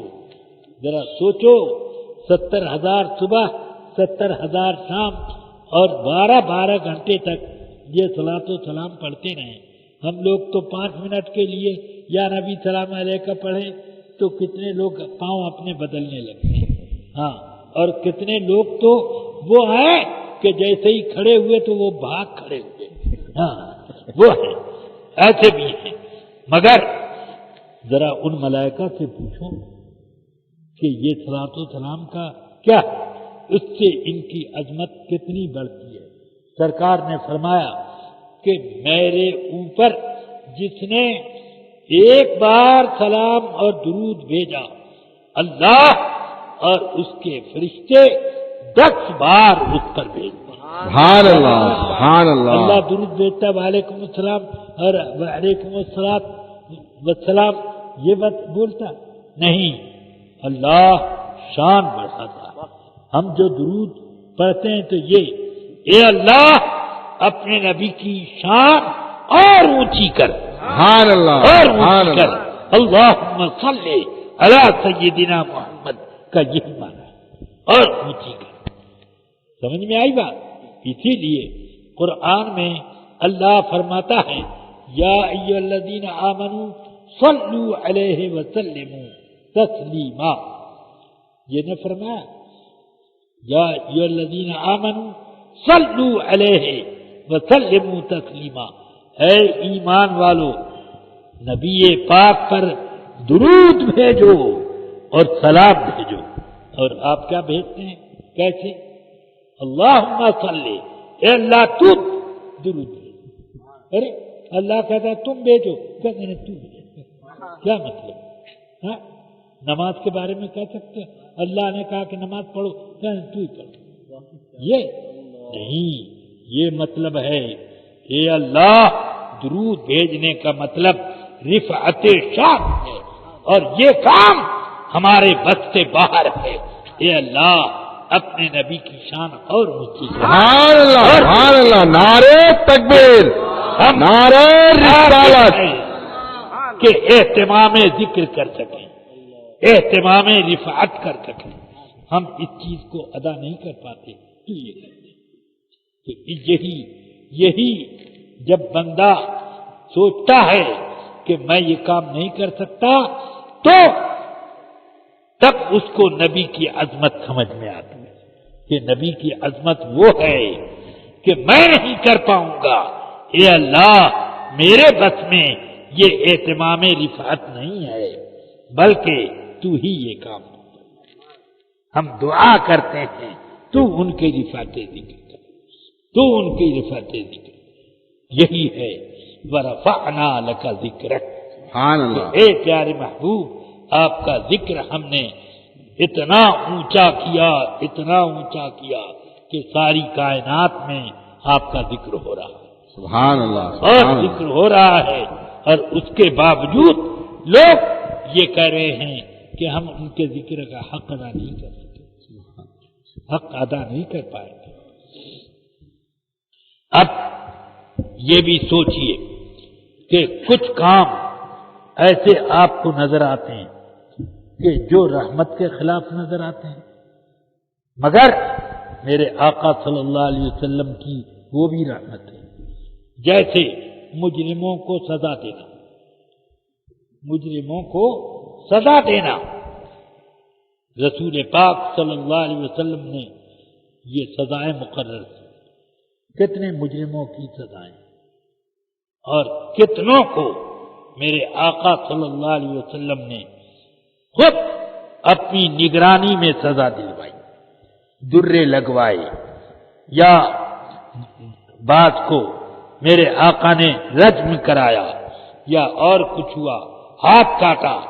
یہ سب اس لیے ہے، یہ بھی رحمت ہے، اس وجہ سے کہ اس کا دو فائدہ ہے۔ ایک تو جب سزا ملتی ہے تو آدمی توبہ کرتا ہے، توبہ مل گئی۔ دوسرے یہ کہ چوری، چماری اور بدمعاشی، ظلم، جور و جفا کا دروازہ بھی بند ہوتا ہے۔ ایک چور کا اگر ہاتھ کاٹ دیا جائے ہندوستان میں تو اب چوری کرنے کے لیے کوئی ہمت کرے گا کہ ارے بھائی جہاں سے میں گزروں گا لوگ کہیں چوروا، ہاتھ ہی کا ہے، ان کا کٹا۔ ہاں، اس لیے پرہیز کرے گا، پرہیز کرنا۔ اور اس میں نبی پاک کا عدل یہ ہے کہ سبحان اللہ، ایسا نہیں کہ جناب سمجھوتا ایکسپریس میں بمباری کر دو، اس کو بم بلاسٹ کرو تو مجرم کو بڑی عزت سے رکھا جائے، اور ایک بم بلاسٹ اگر وہ کر دے ہاں وہ میمن تو اس کو پھانسی چڑھا دے۔ یہ کیا دونوں اس بم بلاسٹ میں جتنے مرے اس سے زیادہ اس میں مرے، تو یہ اگر دہشت گردی ہے تو وہ کیوں الگ کی جاتی ہے؟ ہمارے گاؤں میں بھی ہوا اور اس کو ضمانت پہ چھٹکارا مل رہا ہے اور کسی کو نہیں، یہ کیا چیز ہے؟ اور میرے آقا سرور کائنات کی شان یہ ہے کہ مکہ فتح کیا، مکہ فتح ہوا تو آپ کے پاس فاطمہ مخزومیہ نام کی ایک عورت تھی، یعنی مخزومیہ بنو مخزوم کے قبیلے کی تھی، ابو جہل اسی خاندان میں، بہت باعزت گھرانہ تھا وہ، تو اس نے فتح مکہ کے موقع پر کوئی چوری کر دی۔ اب وہ شکایت رسول پاک کی خدمت میں پیش کی گئی، تو اب اس کی سزا گواہوں سے جب ثابت ہو گیا کہ اس نے چوری کی، اس نے اعتراف بھی کر لیا، تو اس کے خاندان کے بڑے بوڑھے لوگوں نے اسامہ ابن زید کان حب رسول اللہ صلی اللہ علیہ وسلم، حضور کے بڑے ہی چہیتے تھے اسامہ ابن زید، ان کی کوئی فرمائش رسول پاک رد نہیں کرتے تھے۔ سمجھ میں آیا؟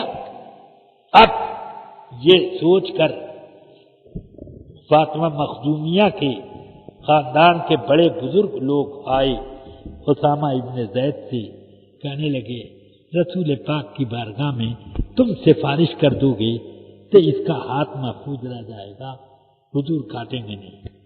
سرکار کے پاس اسامہ ابن زید آئے، یا رسول اللہ اس کی پہلی غلطی ہے، معاف فرما دیں اور توبہ اللہ کروانے میں معاف کر دیں۔ چہرہ مبارک سرخ ہو گیا، فرماتے ہیں یا اسامہ اتکلمونی فی حد من حدود اللہ، اللہ اکبر، اے اسامہ ابن زید، کیا تم مجھ سے سفارش کرتے ہو اللہ کی حد نافذ کر کے معاملے میں کہ وہ حد میں نافذ نہ کروں؟ اللہ نے جو سزا مقرر کی ہے اس میں کوئی مروت نہیں کی جائے، کوئی مروت نہیں کی جائے۔ تو اب ذرا سوچو کہ کوئی رعایت نہیں کی جاتی. اسلام ایسا دین مذہب سیدنا آقائے کائنات نے جاری کر کے لوگوں کی عقل ایسی بنا دی. اسی وجہ سے صحابہ کرام رضوان اللہ علیہم اجمعین میں کوئی بھی ایسا آپ کو نہ ملے گا کہ وہ حضور کے احکام میں کسی حکم کی مخالفت کرتے، بلکہ ان کی زندگی اسی میں گزرتی رہی کہ احکام الہی کو نافذ کرتے، عدل و انصاف کرتے، اور تبلیغ کا ایک نرالا طریقہ ان کا تھا کہ دین لوگوں کے دلوں میں پھیلے. ہم لوگوں میں بہت سے لوگ تبلیغ ایسے کرتے ہیں کہ ایک آدمی غلطی پر ہوتا ہے تو ایسے اس کو تبلیغ کریں گے کہ وہ بدک جائے اور زیادہ غلطیاں کرنے لگے. کیا کر بکتے ہو؟ جاؤ پہلے اپنے بیٹے کو دیکھو، جاؤ اپنے بھائی کو سیدھا کرو، بعد میں ہم سے بات کرنا. ایسے کرتے. مگر صحابہ کی شان ایسی نہیں تھی. حضرت سیدنا عبداللہ ابن مسعود رضی اللہ تعالی عنہ اپنے درس میں، درس قرآن اور درس حدیث میں مصروف ہیں. اتنے میں ایک بہت پرانے صحابی، مکے میں ظلم و جور بہت انہوں نے سہا تھا، دھاکتی ہوئی آگ پر جن کو لٹا دیا گیا اور بدن کی چربی سے آگ بجھی تب وہ بچے. ان کی ہڈی کے کچھ حصے بعد میں بھی نظر آتے تھے. ایسا وہ کون ہیں؟ حضرت خباب ابن الارت رضی اللہ تعالی. وہ آئے اور مجلس تعلیم کے کنارے کھڑے ہو گئے. کہتے ہیں یا ابا عبد الرحمن ایقرأ ہؤلاء مثل ما انت تقرأ. اے ابو عبد الرحمن یعنی عبداللہ ابن مسعود کو مخاطب کیا، کیا یہ آپ کے جتنے شاگرد بیٹھے ہیں آپ کے جیسا علم رکھتے ہیں؟ فرمایا نعم، ہاں رکھتے ہیں. اگر چاہو تو کسی کو میں پیش کر دوں. کہاں دے دوں؟ علقمہ ابن قیس کو سامنے کر دیں. علقمہ ابن قیس نقی کو سناؤ. تو اتنے میں ابن حدیر بولے ہم میں سب سے اچھے قاری تو ہے نہیں کہ ان کو ادھر بھیج دیا. انہوں نے کہا سن، میرے اور تیرے اس کے اور تیرے خاندان کے بارے میں جو رسول پاک نے کہا ہے، اگر جی میں آئے تجھے تو میں سنا دوں تجھ کو. رسول پاک نے اس کے خاندان کے بارے میں کہا الفقہ یمانیہ والایمان یمانی جن، کہ یمن والے لوگوں کے پاس فقہ ہے دین کی اور ایمان یمن والوں کا ایمان ہے. یہ وہ خاندان ہے. اس کے خاندان کے لوگ جب قبیلے اشعری والے لوگ آئے تو حضور نے یہ اس طرح تیرے خاندان کے بارے میں جو کہا وہ میں کیا بتاؤں. اب حضرت سیدنا علقمہ ابن قیس نخعی نے ان کو اپنے علم کی کچھ مثالیں دی تو انہوں نے سن لیا. کہا کہ بس. حضرت عبداللہ ابن مسعود فرماتے ہیں کیف وجدتا، کیسا پایا ان کو؟ کہا کہ نہیں بہت خوب پایا. تو اب چپ بیٹھ گئے. دیکھ لیا خباب ابن الارت سونے کی انگوٹھی پہنے. تو یہ نہیں کہتے ہیں آپ صحابی رسول ہو کر کے سونے کی انگوٹھی پہنتے ہیں، یہ نہیں کہا. یہ بھی تو کہا جا سکتا تھا. مگر تبلیغ جس سے کی جا رہی ہے اس کا مرتبہ بھی دیکھا جاتا ہے، اس کا مزاج بھی دیکھا جاتا ہے، ماحول بھی دیکھا جاتا ہے. اس طرح سے اب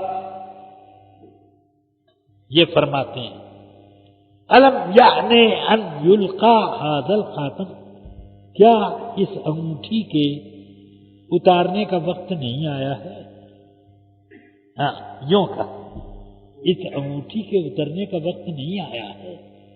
انہوں نے نکالی اور نکال کے یوں پھینکی کہ آج کے بعد ایسی انگوٹھی میرے ہاتھ میں آپ نہ دیکھیں۔ یہ دیکھتے ہیں، یہ شان، یہ میرے آقا کی فیض صحبت کے اثرات۔ سبحان اللہ۔ یہ اس طرح رسول اکرم صلی اللہ علیہ وسلم اس ماحول میں تشریف لائے جس ماحول میں طاقتور کمزوروں کو ستاتا تھا، جس میں پیسے والا غریبوں کو پر ظلم اور جفا کرتا تھا۔ وہ ماحول تھا کہ مرد اپنی بیویوں اور عورتوں اور کو کے ساتھ بہت سختیاں برتتے تھے، ہڈیاں توڑ دیتے۔ کسی کے ماں باپ کی یہ جرأت نہیں کہ اس میں کوئی بول سکے، ایک کسی لڑکی کے، کسی عورت کے باپ کو یہ مت، یہاں تک کہ اگر اس کا شوہر مر جاتا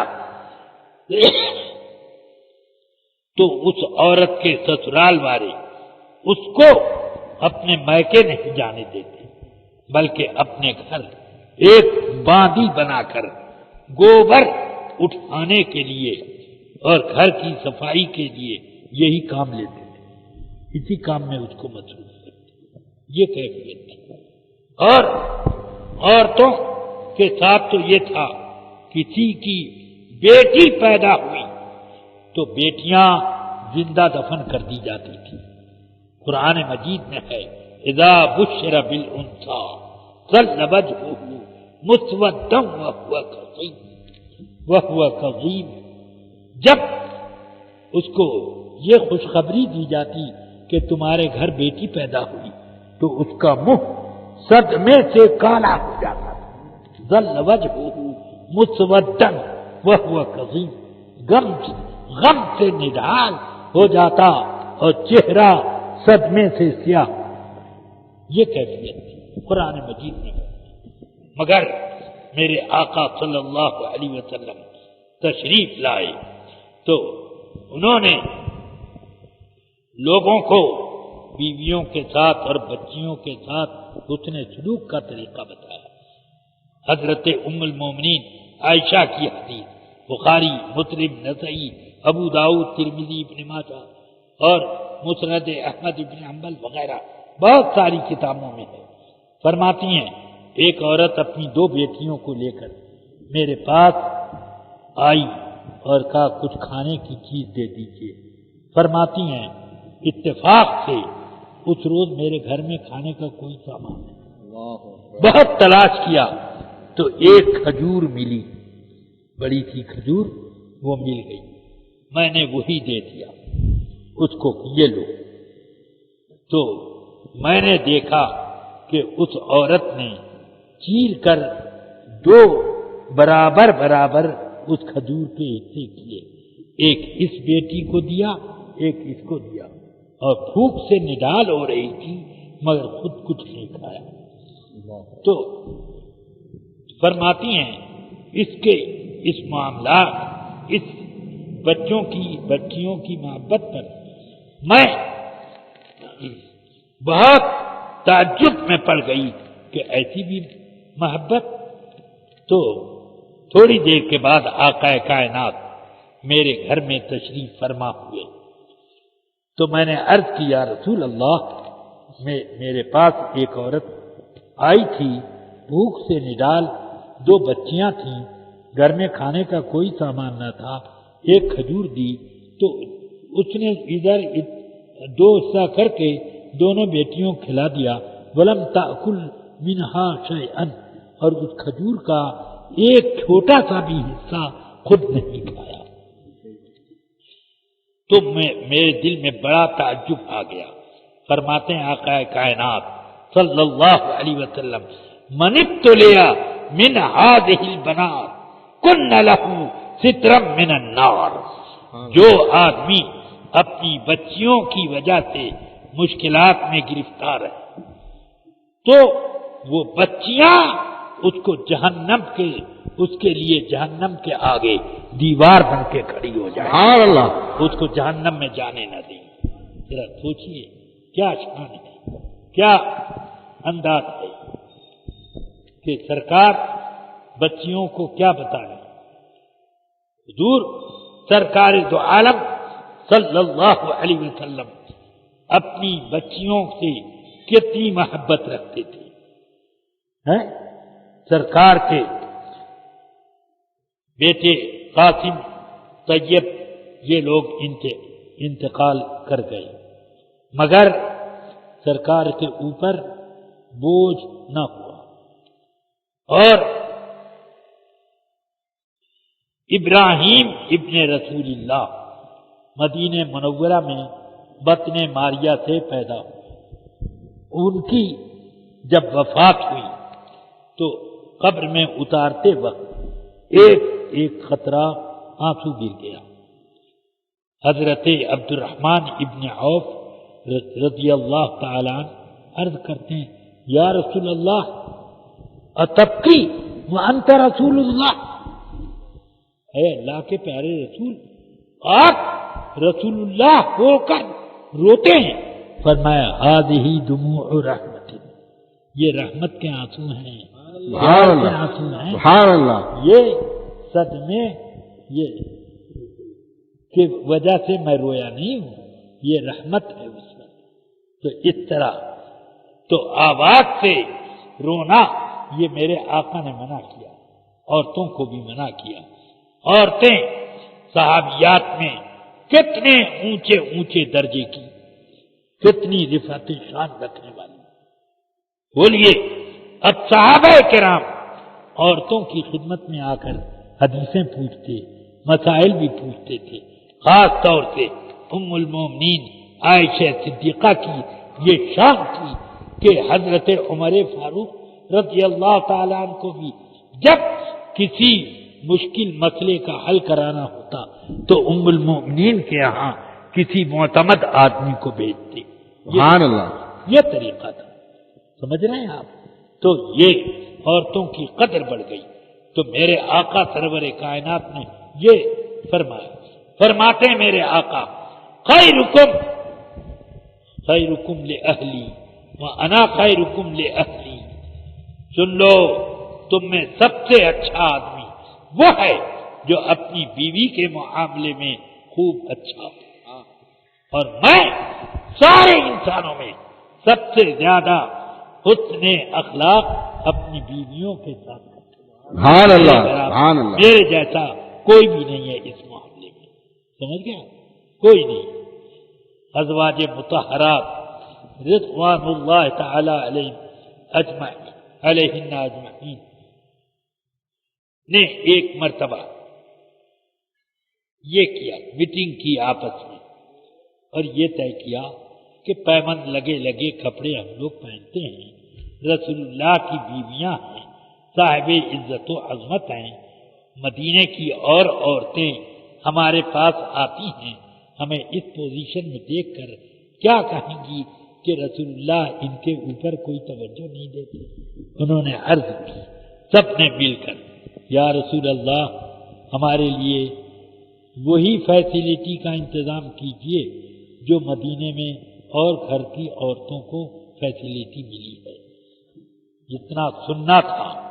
اب ذرا سوچو، یہ وہی عورتیں تو ہیں، وہی عورتیں ہیں نا جن کے اوپر ظلم ہوتا تھا، آج اب ان کے اوپر رشک کر رہی ہیں ازواج مطہرات کہ وہی فیسلٹی ملی۔ کون لوگ؟ وہ لوگ جو ظلم کرتے تھے، آج وہ ظلم سے توبہ کر کے رحمتوں کی بارش کرتے ہیں۔ سبحان اللہ، سبحان اللہ، میرے آقا عورتوں کے لیے رحمت بن کر آئے۔ آج مودی جی کو عورتوں کا بڑا مزاج سمجھ میں آیا ہے، بڑا یہ کیا طریقہ ہے؟ تین طلاق فون پر دے دی گئی، طلاق طلاق طلاق، یہ کون طریقہ ہے؟ یہ 3 طلاقیں کل عدم، جتنی طلاق بھی کوئی دے گا طلاق نہیں پڑے گی۔ یہ سوچئے اللہ کے حکم سے مقابلہ کرنے کے لیے.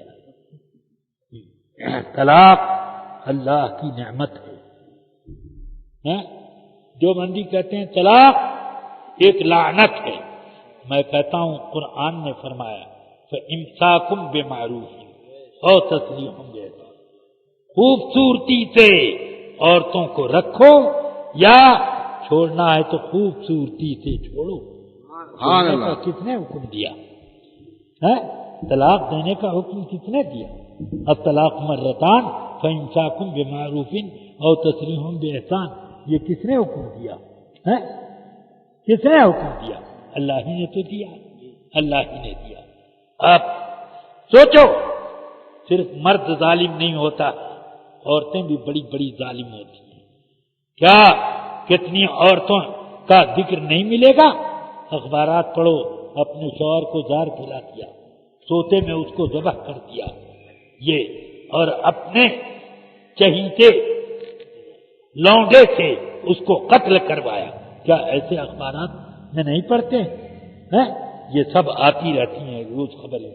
مگر الحمدللہ ایسے واقعات مسلمانوں میں نہیں ملتے. مسلمانوں میں نہیں ملتے. مودی جی پہلے اپنی قوم کا بھلا کریں، بعد میں قوم مسلم کی بات کریں. طلاق اگر نہ ہوتی، جیسے مودی کی قوم میں طلاق کا رواج نہیں ہے، تو عورتیں قتل کی جاتی. بولیے کتنے قتل ہوتے ہیں بیویوں کے اس قوم میں؟ آپ کو نہیں معلوم ہے؟ اخبارات پڑھو، روز 2-4 مل جائے گا ایسا واقعہ. اور اس میں کوئی عبد المصطفیٰ اور غلام محمد اور علی حیدر وغیرہ نام کا آدمی نہیں ملے گا، بلکہ سب کچھ دوسرے ناموں کے لوگ ہیں. یہ تو طلاق ایک نعمت ہے. بیوی اگر ظالم ہے تو مرد کو گلو خلاصی کا ایک راستہ ہے ظلم سے بچنے کا. اور اگر شوہر ظالم ہے تو بیوی کم سے کم خدا کرا کے ایک طلاق بائنہ تو حاصل کر سکتی ہے. خلا سے مال دیا، اس نے قبول کیا، طلاق پڑ گئی. دو چائے مت دو، طلاق پڑ گئی. طے ہوا کہ ٹھیک ہے تو مجھے 5 لاکھ دے دے اور تجھے میں آزاد کر دیتا ہوں. تو اس نے 5 لاکھ دے دیا. اب طلقتوں کے بحاظل کم سے تو ان 5 لاکھ کے بدلے میں نے تجھ کو طلاق دے دی، یہ کہنے کی بھی ضرورت نہیں ہے. مال جیسے ہی قبول کیا طلاق پڑ گئی. سمجھ گیا آپ؟ اور وہ بھی طلاق بائن کہ وہ رجعت کرنا چاہے تو وہ بھی حق نہیں، وہ بھی حق نہیں. طلاق بائن پڑ گئی. تو اب ذرا آپ سوچو کہ عورت کا شوہر اگر ظالم ہے تو اس کے ظلم سے بچنے کے لیے اس کے پاس کوئی راستہ ہے؟ یہ کس کا فیضان ہے؟ یہ میرے آقا سرور کائنات کی رحمت ہے. وما ارسلناک الا رحمۃ للعالمین. یہ لوگ کہتے ہیں ان کے یہاں وراثت کا مسئلہ الٹا سیدھا چلتا ہے. کیا ہے الٹا سیدھا؟ لڑکیوں کو آدھا دو، لڑکوں کو دگنا دو. لڑکوں میں طاقت ہے اس لیے ان کا کم ہونا چاہیے، اور لڑکی تو مجبور ہوتی ہے اس لیے اس کا حصہ دگنا ہونا چاہیے لڑکے کے مقابلے میں. یہ دلیل حضرت سیدنا امام اعظم نے امام باقر کے سامنے پیش کی تھی، اور پھر خود کہا کہ میں عقل کو اور قیاس کو اللہ کے حکم کے سامنے کچھ نہیں مانتا. میں فتویٰ یہی دیتا ہوں کہ لڑکے کو دوگنا ملے گا، 2 لڑکیوں کے برابر ملے گا. یہ ہم کہتے ہیں بالکل انصاف ہے، عدل ہے. لڑکی کی ذمہ داری کم ہے اور لڑکے کی ذمہ داریاں زیادہ ہیں. اپنا بھی بوجھ اٹھانا ہے، اپنی بیوی کا بھی بوجھ اٹھانا ہے، اور جو بچے پیدا ہوں گے ان کی بھی پرورش کرنی ہے. پرورش کا ذمہ بیوی کی جیب پر نہیں پڑتا ہے، وہ سب شوہر کے اوپر پڑتا ہے. اس لیے جس کی ذمہ داری زیادہ اس کا حصہ بھی زیادہ. آئی بات یہ ہے. اور اب ان لوگوں کے ہاں جب کوئی رشتہ نہیں تو وراثت ختم نہیں ملے گی، ماموں کو نہیں ملے گی، نہ کوئی بیٹا ہے، نہ بیٹی ہے، نہ باپ ہے، نہ ماں ہے، نہ کوئی اور ہے، یہ ہے وہ ہے، چچا ہے، نہ بھتیجا ہے، کوئی بھی عصبات میں سے اب نہیں ہے، اہل فرائض اور عصبات میں کوئی بھی نہیں ہے، تو اب مال کیا ہوگا؟ یہ لوگ ہڑپ کر لیتے ہیں، حکومت کا ہے، حکومت کا ہے۔ میرے آقا سرور کائنات صلی اللہ علیہ وسلم نے اولو الارحام کو تلاش کیا، ان میں جس کا اولو الارحام میں جس کی قوت زیادہ پائی گئی رشتے میں، کہ جس کا رشتہ زیادہ قوی ہے، اس کو دے دیا، اور اگر یہ بھی نہیں ہے تو اس کے میرے آقا نے فرمایا کہ اس کے محلے والوں پہ بانٹو۔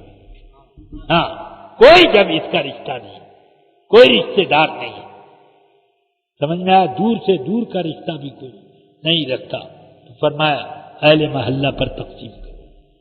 تو یہ سب طریقے ہیں، یہ نہیں ہے کہ سب بینک میں ڈھکیل دو اور بینک میں سے سب ادھر ادھر چھتر بتر ہو جائے، جیسے چاہیں ویسے ہی خرچ کریں، اللہ تعالی محفوظ رکھے۔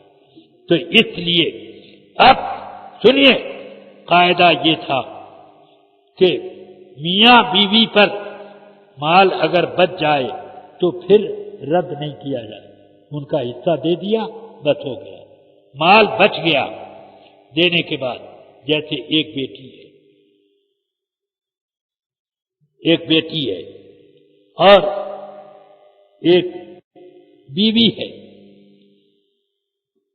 اور کوئی ہے نہیں، تو بیٹی کا حصہ آدھا ہوا، آدھا مال اس کا ہوا، بیوی کا کتنا ہوا؟ 8واں حصہ۔ اب کتنا بچ گیا؟ 8 میں سے 4 تو بیٹی کو مل گیا اور 1 ملا بیوی کو، اب کتنے بچ گئے؟ 3 بچ گئے۔ وہ کس کو دیا جائے؟ بیوی کو نہیں ملے گا، وہ بیٹی کو دیا جائے۔ یہ ہے قانون شریعت کا۔ مگر جب بیت المال کا نظام بگڑ گیا تو امام قاضی خان رضی اللہ تعالی خود فرماتے ہیں کہ جب بادشاہوں نے بیت المال پر قبضہ کر لیا اور اس سے مال خیانت کے ساتھ لینے لگے، اس لیے اب لازم ہو گیا کہ بیت المال میں وہ نہ دیا جائے، بیوی پر رد کیا جائے، بیوی کو دیا جائے۔ سمجھ میں آئی بات؟ ہاں، بیوی کو دیا جائے۔ اس طرح کے بہت سے حالات پیدا ہوتے ہیں، تو یہ سب چیزیں ہم دیکھتے ہیں کہ رسول پاک صلی اللہ علیہ وسلم جو شریعت لے کر آئے وہ شریعت وہی ہے کہ وما ارسلناک الا رحمۃ للعالمین۔ سبحان اللہ۔ سوچتے ہیں اللہ تعالی نے فرمایا کہ میں نے اپنی عبادت اور بندگی اور اپنی اطاعت کے لیے جن و انس کو پیدا کیا، مگر ہم نماز میں کھڑے ہو کر پڑھنا ہے، طاقت نہیں ہے تو زبردستی اس کو ڈنڈے میں باندھ کر کے چاروں طرف سے کونٹا گانٹ کے اب اس کو کھڑا کیا جائے۔ اللہ نے اجازت دی کہ بیٹھ کے پڑھے، بیٹھ نہیں سکتا تو لیٹ کے پڑھے۔ سمجھ میں آئی بات؟ یہ شریعت میں کتنی رحمتیں ہیں۔ وضو کا غسل کا پانی نہیں ہے تو اب ایسی صورت میں تیمم کر، یہ بھی تو ایک طہارت کا طریقہ ہے۔ یہ بھی فرماتے ہیں میرے آقا صلی اللہ علیہ وسلم، جو علت لنا الارض مسجدا و طہورا، زمین ہمارے لیے یعنی میرے اور میری امت کے لیے یہ سجدگاہ بنا دی گئی اور یہ طہارت کا سامان بنا دیا گیا کہ اس سے تم وضو غسل کا کام لے لو۔ تو فرماتے ہیں الصعید الطیب طہور المسلم ولو 10 سنین، کہ یہ پاک مٹی مسلمانوں کے لیے یہ طہارت کا سامان ہے، پانی کے حکم میں ہے یہ، اس لیے 10 سال تک اگر پانی نہ پائے تب بھی وہ تیمم کر کے اپنی نماز پڑھے۔ یہ کتنی آسانیاں ہیں۔ اس طریقے پر اب معذور جس کو ہر وقت پیشاب ٹپکتا ہے یا اس کو ہر وقت ریاح آتی رہتی، وضو کیا کب سے اٹھتے ریاح نکل گئی یا پیشاب کا قطرہ نکل گیا یا اس کی نجاست خارج ہو گئی کوئی، تو اس طریقے پر وضو تو ٹوٹ گیا مگر معذور ہے وہ، تو اس کے لیے اللہ تعالی نے کتنی آسانی دے دی کہ ایک وقت میں اس نے وضو کر لیا، اب اس وضو سے جتنی نماز پڑھنی ہے اس وقت میں پڑھ لے، اس وقت میں پڑھ لے، اس کا وضو باقی۔ یہ سب عبادات میں اور معاملات میں دوسرے احکام میں سب میں اللہ تعالی نے اپنے حبیب کے صدقے میں ہمارے لیے بہت ساری سہولتیں رکھی۔ اللہ تعالی ہم سب کو صراط مستقیم پر چلنے کی توفیق عطا فرمائے۔ یاد رکھو کہ جن لوگوں نے رسول پاک صلی اللہ علیہ وسلم کو اپنے جیسا سمجھا ان لوگوں نے رحمت للعالمین مانا ہی نہیں ہے۔ ہاں تو جو رحمت للعالمین آپ کو مانے گا وہ ہمیشہ ساری مخلوقات سے برتر۔ اسی آیت سے یہ بھی ثابت ہوا کہ میرے آقا آخری نبی ہے۔ اب اگر کوئی نبی پیدا ہو تو رحمت للعالمین کی رحمت ہی سے تو فیض یاب ہوتا رہے گا، تو اس کی ضرورت کیا ہے؟ رحمت بانٹنے کے لیے نبی آتے ہیں، اب وہ نبی آ گیا جو ساری کائنات کے لیے رحمت ہے، تو اس لیے ما کان محمد ابا احد من رجالکم ولکن رسول اللہ وخاتم النبیین، اس لیے ساری عالم کی رحمت ہونے سے ہی ثابت ہو گیا کہ یہ آپ آخری نبی، اس کے بعد اب کوئی نبی آنے والا نہیں۔ اسی لیے فرماتے ہیں انا خاتم النبیین لا نبی بعدی، میں آخری نبی ہوں، خاتم النبیین ہوں، یعنی میرے بعد لا نبی بعدی، کوئی نبی میرے بعد پیدا نہ ہوگا۔ فرمایا انا العاقب، میں سب سے آخری ہوں، انا المقفی، سارے نبیوں کا سلسلہ ختم کرنے والا میں، انا المقفی بعثت والساعۃ کہاتین، میں اور قیامت اس طرح سے آئے کہ میرے اور قیامت کے درمیان کوئی نبی حائل نہیں، بس میں، میرے بعد اب صرف قیامت آنی، میں آ چکا تو اب قیامت کا انتظار کرو۔ یہ مت انتظار کرو کہ کوئی نبی پیدا ہوں گے اب وہ نئے احکام لے کر کے آئیں گے، یہ کچھ نہیں۔ اس لیے جو لوگ رسول پاک کے ختم نبوت کا مطلب لیتے ہیں افضل النبیین، سارے نبیوں سے افضل، یہ کہتے ہیں، وہ لوگ رسول پاک کے ختم نبوت کا انکار کرتے ہیں، حالانکہ قرآن مجید کی کئی آیتوں سے، ایک آیت سے تو صراحتاً آپ کا آخری نبی ہونا ثابت ہوتا ہے، اور اس کے علاوہ دلالتاً یا اقتداءً کئی آیتوں سے میرے آقا کا آخری نبی ہونا ثابت ہوتا ہے۔ اللہ تبارک و تعالی ہم سب کو رحمت للعالمین کی رحمتوں سے مالا مال فرمائے۔ وآخر دعوانا ان الحمد للہ رب العالمین۔